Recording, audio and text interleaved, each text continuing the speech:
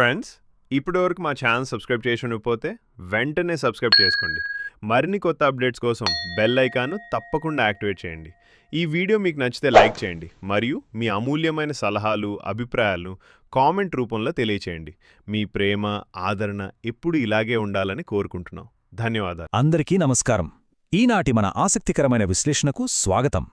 ఈరోజు మనం ఒక అద్భుతమైన టాపిక్ గురించి మాట్లాడుకోబోతున్నాం.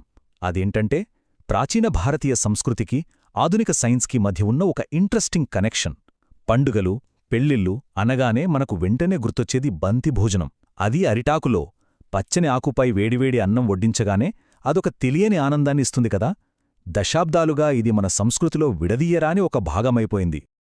అయితే మీకో సందేహం రావచ్చు, పెద్దలు కేవలం ఒక ఆచారంగా మాత్రమే అరిటాకులో వడ్డించడం మొదలుపెట్టారా, లేక దీని వెనుక ఏదైనా బలమైన సైన్స్ దాగి ఉందా అని. మనం తరచుగా ఇలాంటి పాత సంప్రదాయాలను పెద్దగా పట్టించుకోము. కాని అరిటాకులో భోజనం చేయడమనేది కేవలం ఒక ఫార్మాలిటీ మాత్రమే కాదు.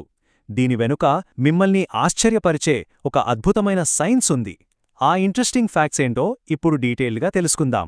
ముందుగా మొదటి విభాగాన్ని చూద్దాం. ఆరోగ్య రసాయన శాస్త్రం. అరిటాకులో భోజనం చేయడమంటే కంటికి కనిపించని ఒక అద్భుతమైన కెమికల్ రియాక్షన్ మన ప్లేట్లో జరుగుతోందనర్థం. అరిటాకుల్లో సహజంగానే పాలిఫినాల్స్ అనే పవర్ఫుల్ యాంటీఆక్సిడెంట్స్ పుష్కలంగా ఉంటాయి. మనం హెల్త్కి మంచిదని గ్రీన్ టీ తాగుతాం గదా, అందులో ఉండేవి కూడా ఇవే.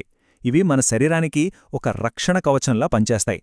కణాలను డ్యామేజ్ చేసే ఫ్రీ రాడికల్స్ నుండి మనల్ని కాపాడి ఇమ్యూనిటీని అమాంతం పెంచేస్తాయి.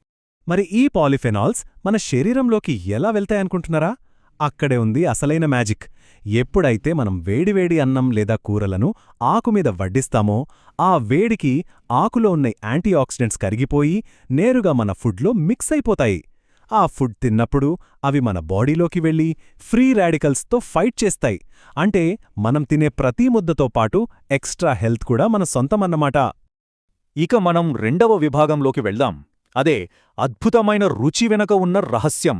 ఆరోగ్యంతో పాటు అరిటాకు అనగానే మనకు గుర్తొచ్చేది దాని టేస్ట్.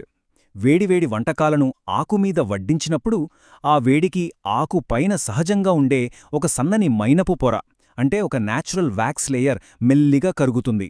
ఈ కరిగిన పొర ఆ ఆకుపచ్చని వాసనతో కలిసి మన భోజనానికి ఒక అద్భుతమైన ఫ్లేవర్ని, నూరూరించే సువాసనను తీసుకొస్తుంది.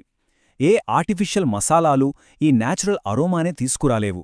ఆ వాసన తగలగానే మనకు ఆకలి ఇంకాస్త పెరిగిపోతుంది అనడంలో సందేహం లేదు. మనలో చాలామంది అంటూ ఉంటారు, అరిటాకులో తింటే ఆ టేస్టే వేరు అని.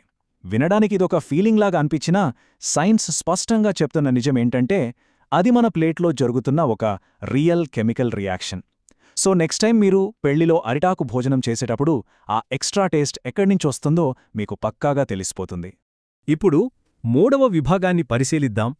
జీర్ణక్రియ మరియు యాంటీబ్యాక్టీరియల్ రక్షణ.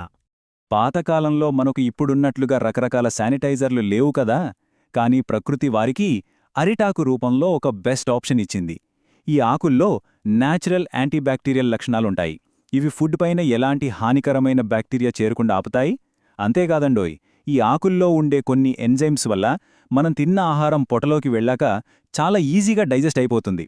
అందుకే పండుగలప్పుడు కాస్త ఎక్కువ లాగించేసినా సరే అరిటాకులో తింటే కడుపు చాలా తేలిగ్గా అనిపిస్తుంది. ఇక చివరిగా నాలుగవ విభాగం, పర్యావరణానికి అనుకూలమైన అత్యుత్తమ ప్లేట్. ఈ రోజుల్లో మనం ఎదుర్కొంటున్న అతిపెద్ద సమస్య పర్యావరణ కాలుష్యం. ఫంక్షన్లలో మనం వాడిపడేసే ప్లాస్టిక్ లేదా థర్మోకోల్ ప్లేట్లు భూమిలో కలిసిపోవడానికి 100 ఏళ్లు పడుతుంది. ఇది పర్యావరణానికి ఎంత డ్యామేజ్ చేస్తుందో మనందరికీ తెలుసు. కానీ అరిటాకోలా కాదు, ఇది 100% న్యాచురల్. వాడి పారేసిన కొన్ని వారాల్లోనే ఇది మట్టిలో పూర్తిగా కలిసిపోయి ఆ మట్టికి ఎరువులా మారుతుంది. ప్లాస్టిక్కి ప్రత్యామ్నాయంగా ఇదొక పర్ఫెక్ట్ ఈకో ఫ్రెండ్లీ ప్లేట్ అని ఖచ్చితంగా చెప్పొచ్చు. సో మనం ఈరోజుటి విశ్లేషణ ముగింపుకు వచ్చేశాం. చూశారుగా, కేవలం ఒక అరిటాకులో ఎంతటి అద్భుతమైన హెల్త్ బెనిఫిట్స్, సైన్స్ మరియు పర్యావరణ ప్రయోజనాలు దాగి ఉన్నాయో. మన పూర్వీకుల విజన్ ఎంత గొప్పదో దీన్ని బట్టే అర్థమవుతోంది. అయితే ఇది మనల్ని ఒక ఇంట్రెస్టింగ్ ప్రశ్న వైపు నడిపిస్తోంది. మన కల్చర్లో ఇలాంటివి ఎన్నో ఉన్నాయి. ఆధునిక సైన్స్ ద్వారా నిరూపించబడటానికి ఇలాంటి ప్రాచీన సంప్రదాయాలు ఇంకెన్ని వేచి ఉన్నాయో కదా. మన ఆచారాల వెనుక ఇంకెంత గొప్ప సైన్స్ దాగి ఉందో ఆలోచిస్తూ ఉండండి. మరో ఆసక్తికరమైన అంశంతో మళ్ళీ కలుద్దాం.